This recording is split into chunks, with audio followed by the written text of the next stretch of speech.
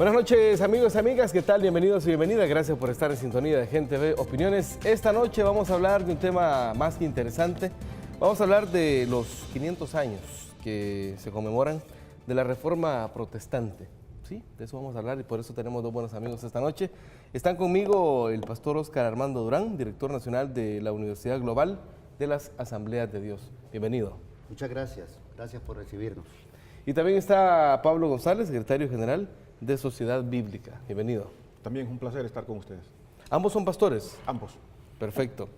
Vamos a ver, estamos hablando de este aniversario que marcó un parteaguas, un antes y un después en la historia de cómo se venía profesando la fe en el mundo.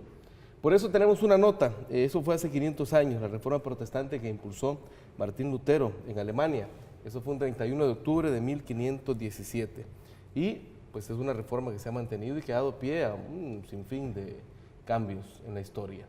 Vamos a ver una nota que tenemos que nos hace memoria de ese hecho histórico y luego la tomamos como punto de partida, ¿les parece, amigos? Parece. Listo, veamos la nota.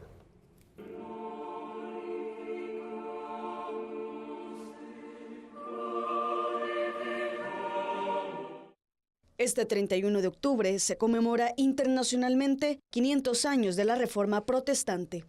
La Reforma religiosa protestante se originó en Alemania en 1517 cuando el teólogo Martín Lutero publicó las 95 tesis contra la venta de indulgencias en la puerta de la iglesia de Wittenberg, Alemania.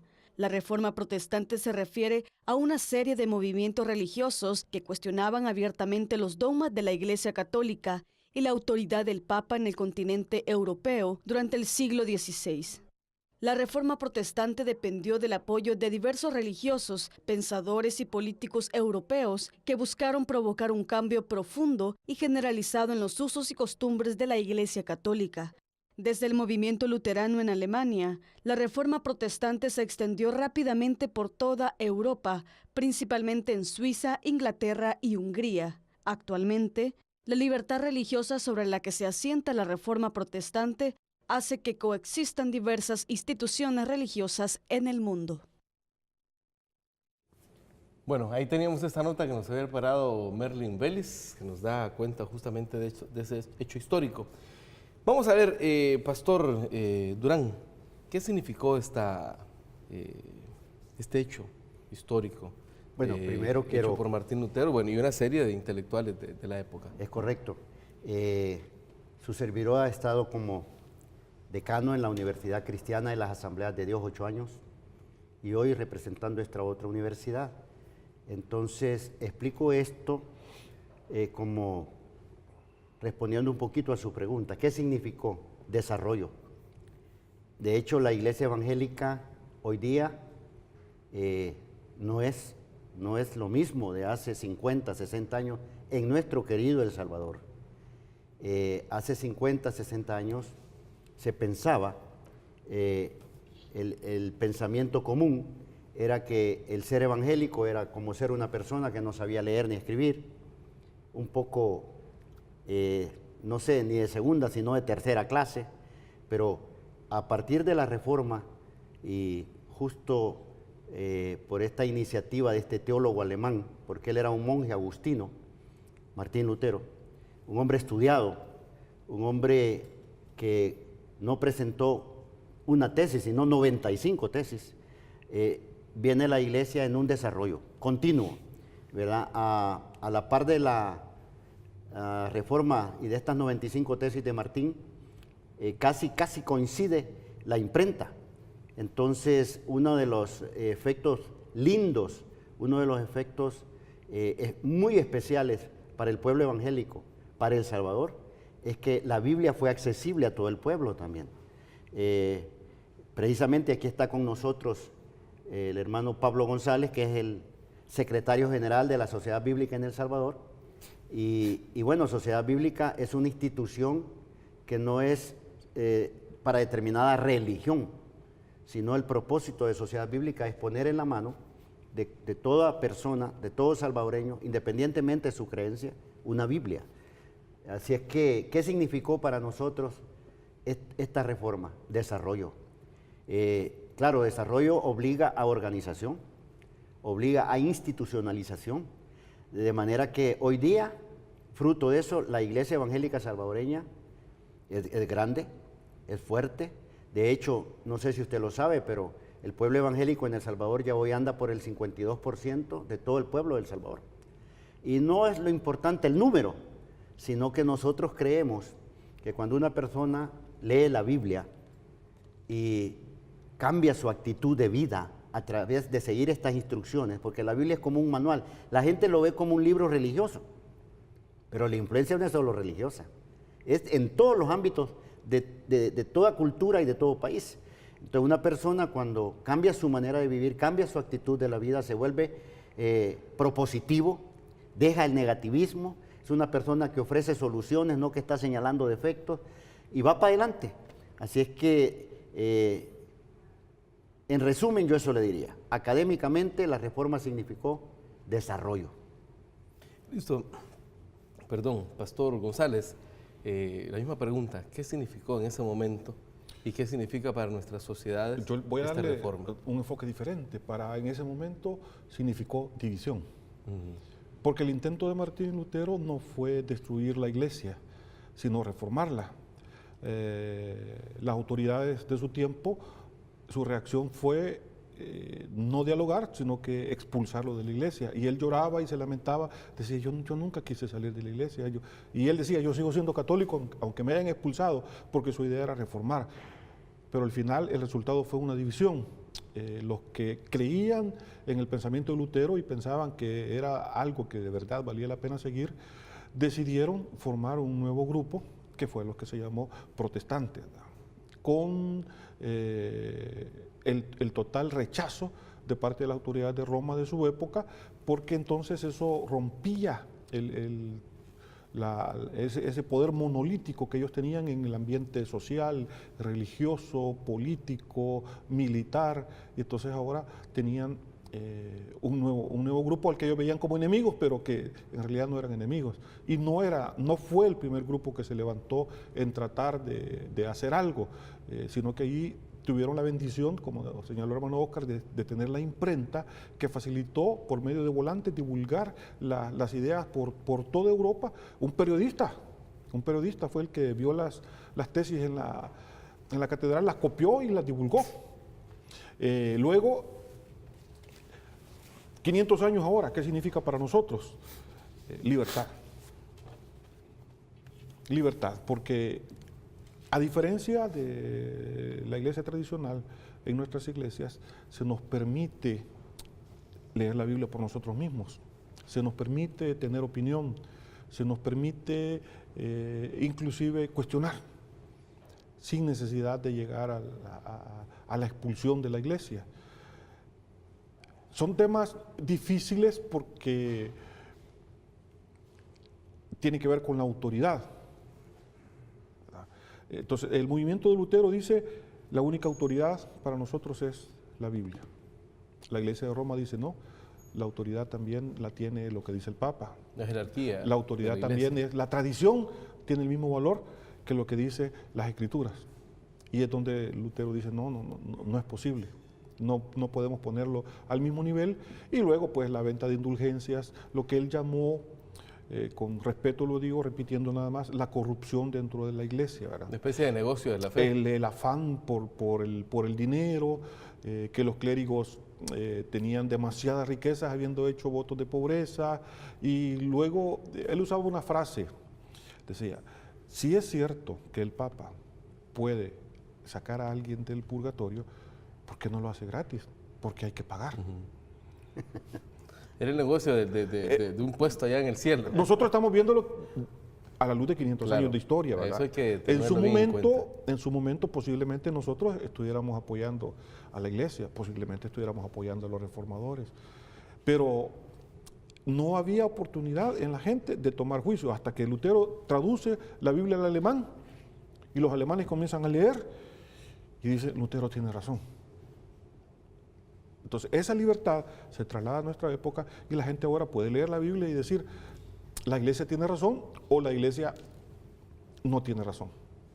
Perfecto, vamos a quedarnos con estos dos conceptos. Desarrollo, nos dice nuestro amigo Pastor Armando Durán, y libertad, nos dice nuestro amigo el pastor Pablo González. Vamos a quedarnos con estos dos conceptos, vamos a hacer una pequeña pausa. Cuando regresemos vamos a indagar más en los aspectos históricos y lo que esto significó, porque también esto ha venido significando hasta nuestros días. Hay que recordar que este análisis lo hacemos a la luz de 500 años que han pasado, ¿verdad? Una pausa y venimos con más.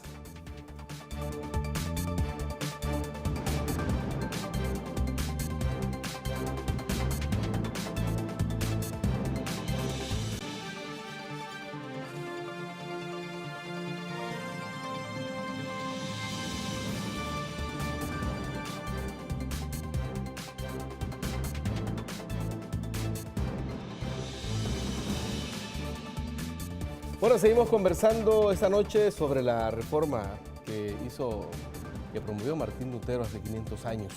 Pero para hablar del aspecto histórico, nos ha incorporado otro buen amigo, el pastor e historiador Miguel Ángel Aparicio. Bienvenido. Para servirle. Gracias por estar acá. Vamos a ver, ya conversábamos antes con ambos colegas que están acá, con el pastor Armando Durán y con Pablo González, y hablábamos sobre qué significa, más bien ahondando sobre la significación y lo que implicó toda esta reforma. Hablábamos del concepto de libertad y hablábamos del concepto también de desarrollo. Ahora, con usted nos gustaría ahondar los aspectos históricos. ¿En qué contexto se dio este rompimiento, digamos? Porque al margen de cómo se realizó, representa un parteaguas en la historia del mundo. Total. El mundo colapsó con la reforma. Colapsó para bien, en el sentido que hace 500 años el panorama del mundo en Europa específicamente era sumamente oscuro. Ya venía anunciándose la reforma desde hacía unos siglos, porque la presión del dogma religioso a ninguna sociedad le va a tener contenta. Roma, la iglesia de Roma era absolutamente dominante en todas las áreas. Tenía un poder económico tremendo, poder político, poderío militar. O sea, el papado tenía un ejército que estaba a su servicio. De tal manera que no había mucho espacio para la oposición. Entonces, cuando no se puede hacer oposición con estos recursos, empieza el recurso intelectual.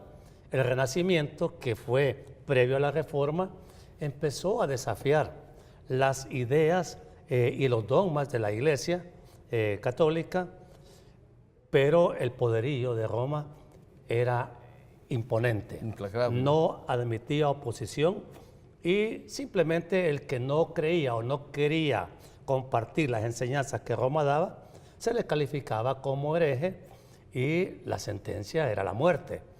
Tal vez recuerda usted aquel concepto de la Santa Inquisición. Roma temía a la oposición tanto que tuvo que desarrollar una contraparte. No era una contraparte basada en las Escrituras, sino basada en la autoridad absoluta que tenía. Por lo tanto, tuvo su brazo ejecutor en la Inquisición, y la Inquisición se encargaba de calmar o anular a todos los opositores. Era prácticamente una persecución de aquellos que estaban en contra o disentían o pretendían reformar los principios de la Iglesia. Claro, claro, es que los dogmas religiosos eran intocables. El valor de una encíclica era incuestionable. La aplanadora religiosa no tenía piedad con el que se le oponía. Le voy a contar. Varios siglos antes, los primeros pensadores humanistas como Dante, Petrarca, Boccaccio, la Divina Comedia, fue quizás de las primeras expresiones de rechazo y de que puso sombra de duda al peso de los dogmas. Era una oposición intelectual. Claro, las artes, el desarrollo de las artes también sedujo a la religión, porque a través de las artes ellos podían enriquecer, embellecer su aparato religioso, y se dedicaron a construir catedrales fenomenales que ciertamente son eso, obras de arte, que perduran muchas hasta hoy, pero eso no valida los dogmas ni las liturgias y doctrinas que ellos impulsaban. De tal manera que ahí se empezó a ver ya que a su tiempo la religión iba a tener que ser confrontada en una forma que solo Dios hace posible. Eso fue lo que llevó con el paso del tiempo a que la reforma estallara. Hubo, sí, hombres que Dios levantó, como Juan Wycliffe en Inglaterra, que se atrevió, ¿sabe a qué? A traducir la Biblia al inglés. Conocer las Escrituras ha sido siempre recurso que a Roma la ha derribado. Ese es el poder del Evangelio, poner a luz la verdad. Y cuando la verdad sale a luz, la religión no puede oponerse, porque la verdad indiscutible sobre los dogmas y sobre la autoridad papal es la Biblia, la palabra de Dios. Por lo tanto, el asunto tuvo que irse, la caldera empezó a hervir. Y claro, los métodos represivos también se fueron aumentando. Hubo maquinaria de tortura por parte de la Inquisición que traía suplicio a los opositores. Era de lo más terrible que había. No, eran unas máquinas diseñadas para matar, pero previo sufrimiento grande. Y claro, algunos que lograban contar el cuento decían, mejor cálmense, no nos opongamos, porque la religión que debería promover el amor de Jesucristo mataba en una forma cruenta a los que se le oponían.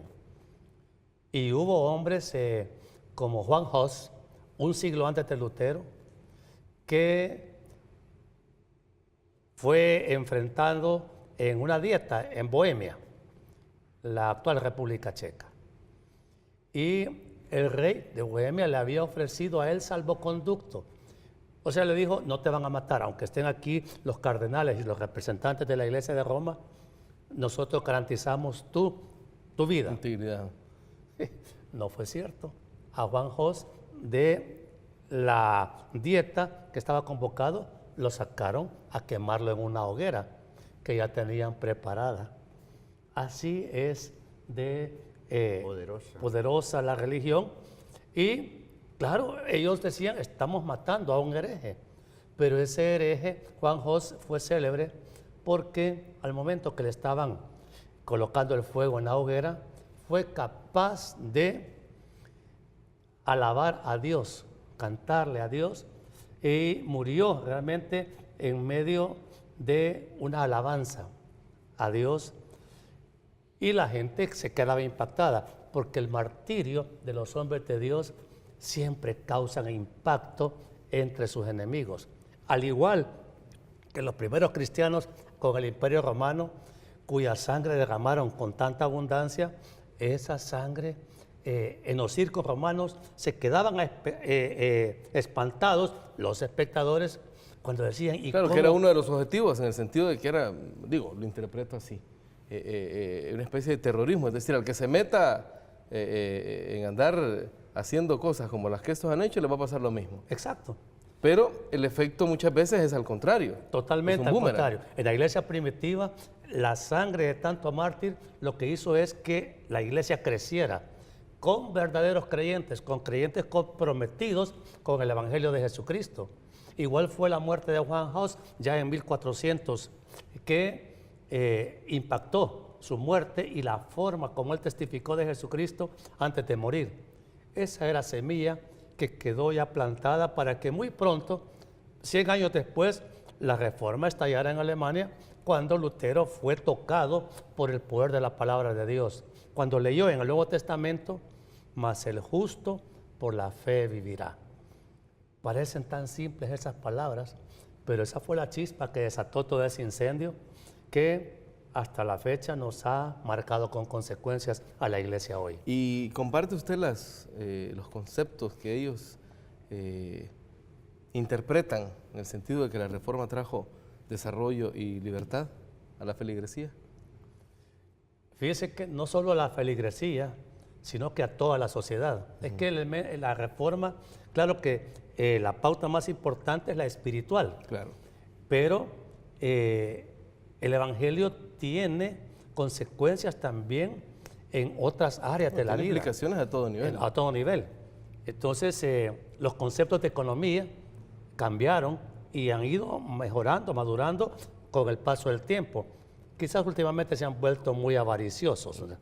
Pero la codicia no ha disminuido, pero la reforma marcó por el Evangelio de Jesucristo enseñanzas justas en el manejo de la economía. Lastimosamente el neoliberalismo es que impone esas ideas voraces. Exacto, es que el corazón del hombre es malo. Y mire, uno puede parecer muy bueno ahorita, pero démosle a usted poder y dinero y usted se convierte en otro hombre. Lo único que refrena la conducta del hombre para bien es el bendito Evangelio de Jesucristo. Por eso la Escritura misma dice de ella, porque el poder del Evangelio es poder de Dios para salvación. Y eso es para todo aquel que en Él cree. Por eso es que nosotros, como iglesia cristiana, tratamos de cumplir con la mejor obediencia el mandato que el Señor nos dio, anunciar el Evangelio de Jesucristo. El Evangelio tiene poder transformador. Y así como cambió la cultura europea para siempre, porque marcó una pauta histórica de cambio radical, total, en la iglesia, claro, hubo necesidad de la ruptura, no se podía sostener. Claro. Pero en las otras áreas civilizó las costumbres bárbaras que se habían heredado desde la Edad Media.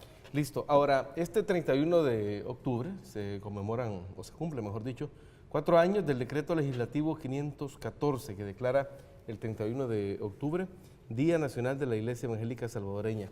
¿Qué significó este reconocimiento para ambos? Primero comencemos con el pastor Oscar Armando Durán. Bueno, quiero aprovechar este momento y quiero decir 2 cosas antes. Listo. En otra entrevista ante cámaras de televisión, un historiador evangélico dijo: los medios de comunicación han estado en una especie de secuestro por la Iglesia Católica. Entonces me llama la atención estar aquí y no quiero dejar pasar el momento para felicitar a Gente B por este valor, porque quiero que sepa que si estamos cumpliendo 500 años, hoy es el Día Nacional de la Iglesia Evangélica y ha sido el único canal nacional que está transmitiendo esto al país, a todo el pueblo. Los otros medios se mantienen abstraídos, porque hay mucho que hablar, porque hasta el día de hoy el poder de la Iglesia Católica se mantiene, ¿verdad? Y aunque la Iglesia Evangélica esté a partir de ese decreto 514, que por cierto fue tramitado al interior de la Asamblea por el diputado Manuel Flores, a quien le agradecemos como iglesia, apoyado por el pastor Efrén Reyes, que entiendo que es del Comité de Ética del FMLN. Es primera vez en más de 125 años que el Evangelio vino a El Salvador, que un gobierno reconoció el aporte social que la Iglesia Evangélica da al país. Entonces, ¿qué significó para nosotros el decreto? Yo en forma así un poco folclórica lo digo, es como aquel hijo que el papá nunca había reconocido y que al fin va y a través de la Procuraduría le da un reconocimiento legal, ¿verdad? Entonces es el primer gobierno y sepa que somos el primer país en América Latina en tener un decreto de la Asamblea Legislativa reconociendo a la Iglesia Evangélica Salvadoreña. Claro, hacemos la aclaración que eso no significa que nosotros no tengamos pues el reconocimiento también para la Iglesia Católica, ¿verdad? Claro. Sino todo lo contrario. Este es un espacio abierto justamente para todos los sectores. Por eso es que, bueno, están ustedes aquí esta noche Correcto. compartiendo estas ideas. Lo que significó este decreto, pastor. Bueno, en parte un llamado a unidad a la Iglesia Evangélica. Porque cuando decimos iglesia evangélica en El Salvador, muchos se preguntan, ¿de cuál está hablando? Porque la iglesia evangélica está marcada por denominaciones. Claro. Pero el espíritu del decreto reconoce a la iglesia evangélica como un solo cuerpo. Aunque tengamos, retomando el ejemplo de hermano Oscar, aunque seamos hijos, con cada uno con su nombre, pero somos una sola iglesia evangélica. Un montón de hermanos. Sí, y no es no debe verse con una actitud revanchista, Claro. sino con una actitud de humildad, de agradecimiento a Dios, porque no es lo mismo tener el reconocimiento oficial que hacer las cosas de hecho o de facto. Entonces, cuando la Asamblea Legislativa reconoce y nos da un día para celebrar nuestra existencia, es prácticamente como celebrar nuestro cumpleaños. Y tenemos entonces como Iglesia Evangélica Salvadoreña un día para celebrar, para hacer actividades, para decirle a la gente, existimos, somos reales, tenemos nuestro día para celebrarlo. Pero no debe verse, como digo, con ese afán de competir quién es más grande, quién es más bonito, quién tiene más gente, porque al fin de cuentas eso podrían ser partes a reformar dentro de nuestra iglesia.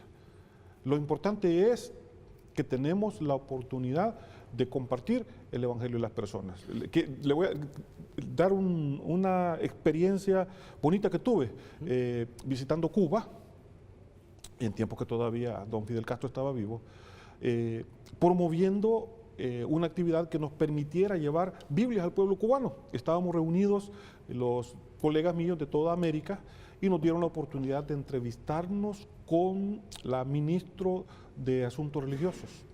Una mesa así larga, grandota, estábamos como 25, 30 personas. Y lo primero que nos dijo es, voy a darles la consigna del comandante. Ustedes, en el lenguaje de ustedes saben qué significa. En relación a la religión, dijo, el pueblo cubano tiene derecho a creer, a no creer y a cambiar de opinión en lo que cree. Y yo me quedé, tin, qué barbaridad. Nada ¿verdad? que ver con lo que con lo que se escucha en los medios. Nada que ver con ¿verdad? lo que se escucha, ¿verdad? Pero si lo reconocía un sistema, no estoy claro si era socialista, si era comunista, pero muchas veces llamado ateo. Pero se reconocía el derecho del pueblo a poder hacer eso. Entonces, ¿por qué la iglesia no puede darle la oportunidad a la gente también que tenga los mismos conceptos? Creer, dejar de creer o cambiar de opinión en relación a lo que cree. Eso es libertad. Definitivamente. Ahora, usted tocó un punto bien importante, la unidad de país. Justamente fue uno de los, quizás el llamado más importante que está contenido en el discurso de toma de posesión del presidente Salvador Sánchez Serén, que convocó a la unidad. Y recientemente estuvimos aquí con colegas de ustedes, un cubano, por cierto, y un reverendo colombiano de la Iglesia Luterana, hablando de un tema que es uno de esos temas, y lo traigo a colación porque hay temas que nos deben unir como país, que nos deben unir como comunidad, como es el tema del cambio climático, ¿verdad? Es decir, incluso él hablaba de cómo, y eso es lo que me llamó la atención, cómo muchas veces las iglesias evangélicas, por esos temas que hay que son urgentes, como el cambio climático, así como pueden haber otros, la pobreza, como pueden haber otros, en otros temas que como humanidad nos deben unir, hay que incluso hacer reformas en cómo visualizamos el concepto de fe. ¿Dónde ponemos la fe?, decía el amigo colombiano. En este sentido, le pregunto, pastor, usted que estudia también la historia, ¿por qué es importante esa unidad de la que nos habla el pastor, que está contenida dentro de ese decreto? ¿Por qué es importante que las iglesias, en términos en generales, no solo las iglesias evangélicas, sino también la iglesia católica, se unan en temas que son de interés nacional? El Evangelio de Jesucristo está diseñado por Dios para traer unidad a la humanidad, a todo aquel que en Cristo cree. De tal manera que nosotros como iglesia cristiana tenemos en el Evangelio el recurso completo para poder atender todos los aspectos de la vida de la sociedad. Hábleme usted de violencia, de cambio climático, de cualquier aspecto de educación, de justicia. Todos esos conceptos están perfectamente atendidos en el Evangelio de Jesucristo. Y la función de la iglesia cristiana es hacer prevalecer los conceptos bíblicos que están en las Escrituras para poder aplicarlos a cada necesidad específica en la sociedad. Nosotros no somos excluyentes a atender ningún tema.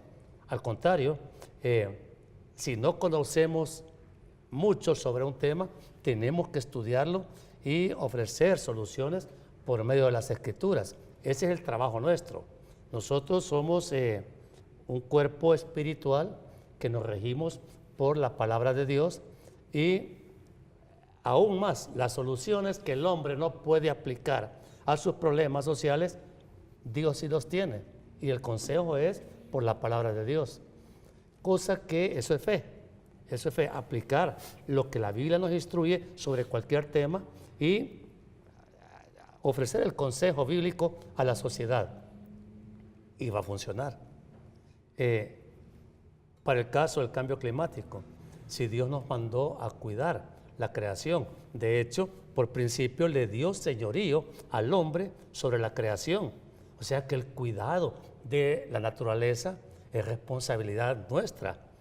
Lo que pasa es que, aunque decimos cuidarla o estar muy interesados en cuidarla, que le muestran a usted los hechos, que le muestra a usted el testimonio de nuestros ríos. Y que muchas veces esa supremacía sobre la naturaleza fue malinterpretada, ¿verdad? ¿Ah, sí? Se interpretó como que podemos hacer lo que nos dé la gana con los recursos naturales creyendo que son eternos, ¿verdad? Sí. Y no se dio ese enfoque, como usted lo está planteando, de responsabilidad. Claro, mire, por ejemplo, las leyes de forestación, le dicen a una empresa que vaya a construir una colonia. Bueno, derribe todos esos árboles, pero vas a resembrar 10 árboles por cada uno que esté derribando. Eso es una responsabilidad, que lo hagan o no, eso ya es otra cosa, pero es de dónde derivada ese pensamiento, de las Escrituras, cuidar los bienes con los que Dios nos ha bendecido. Esa es responsabilidad de iglesia. Pastor. Estaba recordando un concepto que nos enseñan desde pequeños en la escuela, recursos naturales renovables y recursos naturales no renovables.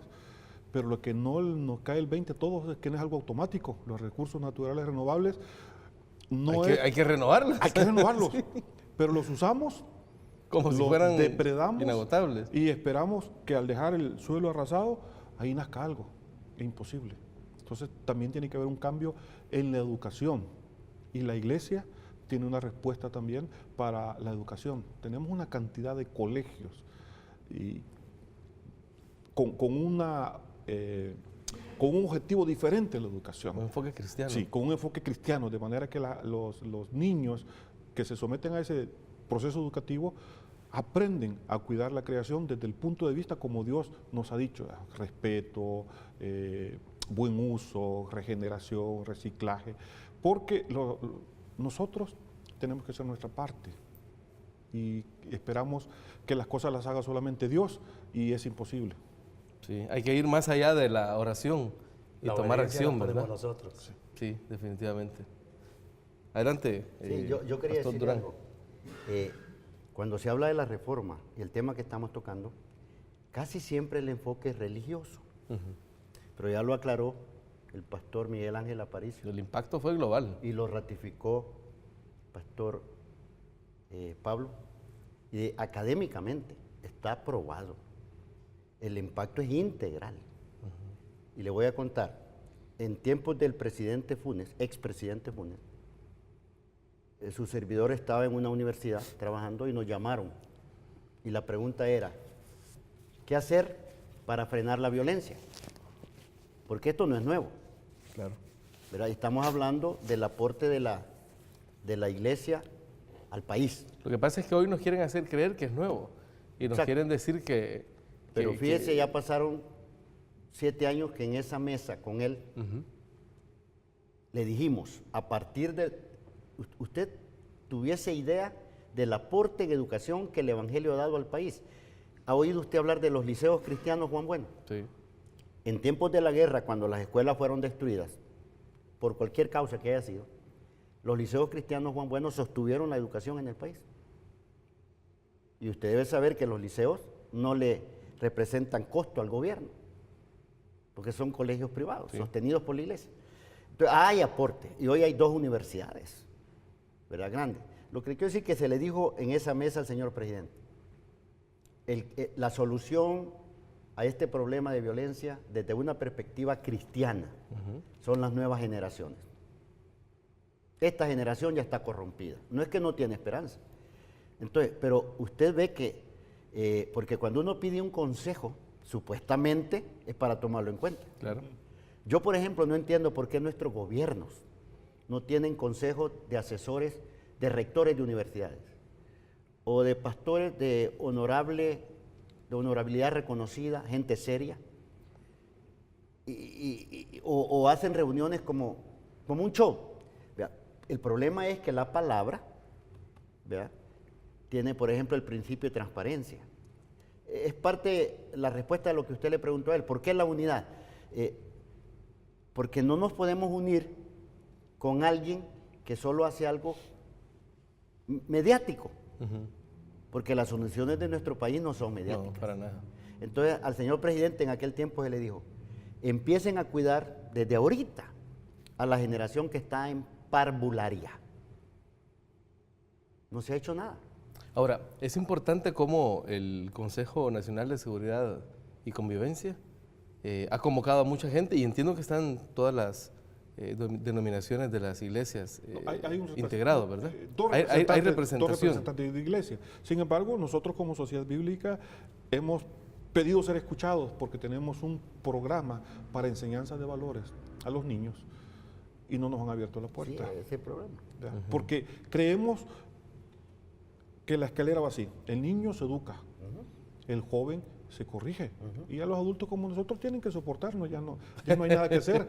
Pero si queremos cambiar el país, hay que trabajar con los niños. Y les dijimos, tenemos este proyecto, lo presentamos también a la organización, no la OEA, sino a la otra que es la Organización de Estados Latinoamericanos, como una opción para enseñanza de valores a los niños. Estamos haciéndolo por nuestra cuenta, un promedio de 40,000 niños en diferentes escuelas que pasan por este sistema de educación, porque casi todos dicen, carecemos de valores, hay que enseñarlos, pero no dan un instrumento para enseñarlos. Nosotros lo tenemos, pero no nos han escuchado en el Consejo de Convivencia Ciudadana, porque muchas veces lo que tiene que ver con Biblia apesta. Sí. Para genera, muchos. Lo que tiene que ver con Biblia genera aversión a veces. es rechazado. Lo que tiene que ver con Biblia es peligroso. Lo que tiene que ver con Biblia, mejor no lo tomemos en cuenta. Pero ahí tenemos un gran desafío entonces. Están las verdaderas soluciones. Tenemos Perdón. miles de gentes que pueden atestiguar el cambio de vida que se ha producido en estos niños por aprender la palabra de Dios. La tragedia mayor para cualquier sociedad es esconder la Biblia. La historia nos lo muestra. La Iglesia de Roma escondió la Biblia por 1000 años y eso trajo oscuridad. No se llama a la Edad Media Edad Oscura por gusto. ¿Qué fue lo que trajo oscuridad? Que se apagó la lámpara que trae luz al mundo, la Biblia, la palabra de Dios. Y eso es lo que trae deterioro a cualquier sociedad. Quite la Biblia, sea por ley, sea por fuerza, y la sociedad se empieza a descomponer. Y los antivalores van a empezar a surgir. La corrupción y la violencia y la inmoralidad se van a multiplicar. ¿Todo por qué? Porque la lámpara está apagada. Si nosotros le quitáramos la luz a este set, ¿cómo quedaríamos? No veríamos nada. Y cada quien en la oscuridad hace lo que mejor le parece. Y la luz que nos alumbra por la palabra de Dios nos permite que nuestras acciones sean vistas por todos. Nosotros debemos de ser examinados a título individual y a título social por las enseñanzas que la palabra de Dios nos da. Perfecto, vamos a hacer una segunda pausa. Vamos a continuar y vamos a hablar de lo importante que ha sido este día, porque ha sido un día ajetreado, según me dicen, ¿verdad? Sí, sí. Perfecto, ya venimos con más. Estamos hablando de la Reforma, que hoy tiene 500 años, la Reforma Protestante y el Día Nacional de las Iglesias Evangélicas. Una pausa y ya venimos con más.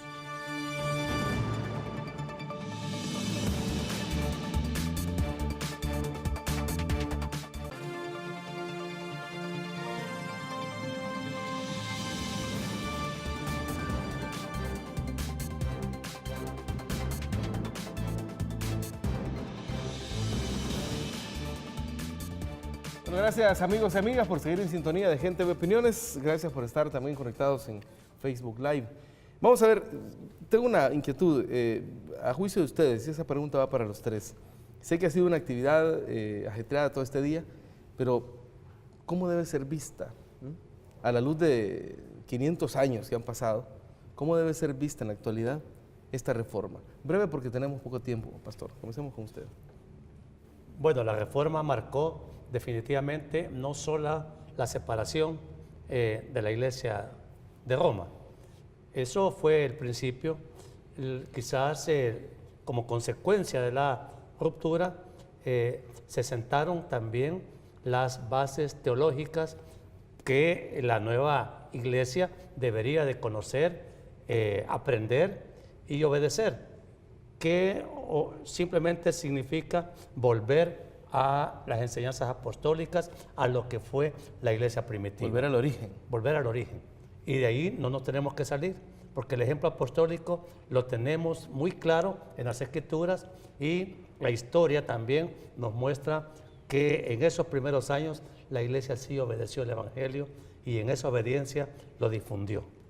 Por eso es que nosotros consideramos este día de suma importancia, porque la reforma trajo de nuevo las Escrituras a primer plano, que es donde deben de estar y es de donde las Escrituras iluminan todo el quehacer de la sociedad y nos anuncian la vida eterna que Cristo nos promete a los que le obedezcan. Hay una figura que creo que la utilizó Jesucristo, que una luz no es para ponerla Exacto. debajo de la cama, ¿verdad? No, es para la ponerla luz es para en alto, ponerla en sí. lo alto, como están estas luces iluminándonos esta noche este programa. Ahora, ¿qué piensa usted, Pastor Durán, de lo que dice nuestro amigo Aparicio?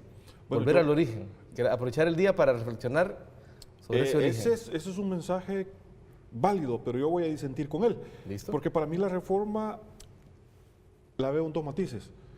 La iglesia original, la iglesia de Roma, necesita ser reformada. A ellos no les alcanzó la reforma.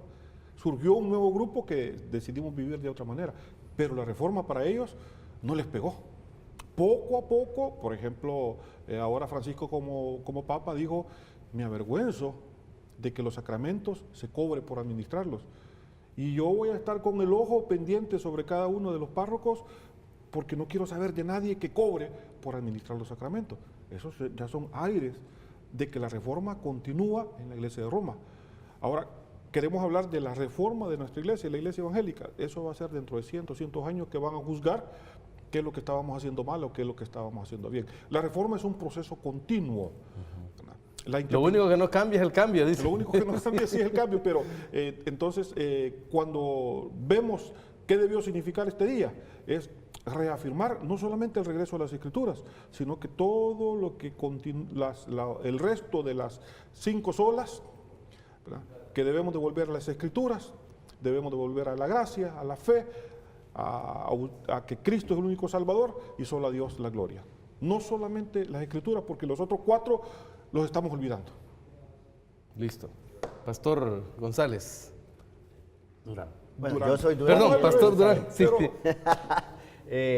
La cuestión es que para mí, desde una perspectiva académica, esta celebración ha sido un jalón de orejas, porque ciertamente la iglesia tradicional, la iglesia católica, no cambió. Supuestamente nosotros estamos fruto de ese cambio, pero debemos hacer vigentes los principios de la reforma. O sea que la reforma no ha parado, que no lo veamos solo como un hecho histórico, sino una reforma continua, una revisión continua en el quehacer de la Iglesia Evangélica Salvadoreña. Quiera Dios que este momento nos llame a conformar una mesa nacional, porque la Iglesia Evangélica hasta este día no tiene un representante o una representación institucional. Entonces quiera Dios que un día la lleguemos a tener. Ahí tendría que ser algo así como un parlamento, ¿verdad? Es correcto. Digo, para que sea representativo. Claro, es que siempre se tiene que buscar más salud interna para la iglesia. Hoy estamos un poco enfermos porque parece que hemos olvidado, y hablo de nosotros, los evangélicos, hemos olvidado los principios fundamentales de salvación, de gracia, de fe, que se traduce en falta de amor. Nosotros deberíamos de ser los referentes del amor de Dios en nuestras vidas y en el amor que prodigamos a los demás. La violencia que es tan característica en nuestro país hoy simplemente es falta de amor, como que no le hemos dado énfasis al hecho de que el amor, amaos los unos a los otros, de su mandamiento que nunca va a perder vigencia. Y lo dijo. Y que vino a resumir todos Toda los la ley libros, y toda todos la los ley. profetas. Todo. Listo, yo solo tengo agradecimientos para ustedes. Algunas palabras de despedida. Comenzamos con usted, Pastor Durón. González. Bueno, lo que yo No, puedo- siempre me equivoco. Pastor Sí. Durán. González. González, Dios santo. No importa, no importa el nombre. Decirle a toda la teleaudiencia de que sean valientes, que no tengan miedo. Pónganse a leer la Biblia y van a encontrar soluciones para su vida. Listo. Ahora sí, Pastor González. No, muchas gracias. Realmente reitero mi felicitación y agradecimiento a Gente B por esta apertura. Muchas gracias. Pastor Aparicio. Esperamos que todos los comentarios que se han vertido esta noche sean realmente para edificación, para fortalecimiento espiritual de la iglesia y como un testimonio visible de la obra que solo Dios es capaz de hacer en aquellos que manejamos las escrituras y las predicamos. Que sea bendición también para este canal. Listo, muchas gracias a los tres. Esperamos que este tipo de conversaciones se repitan pronto, ¿verdad? Sobre todo porque hay muchos temas de país en los que tenemos que unirnos, todos y todas. A ustedes, amigos y amigas, gracias por la sintonía y por la paciencia. Quédense con Gente B porque hay mucho más para todos y para todas. Pasen buenas noches.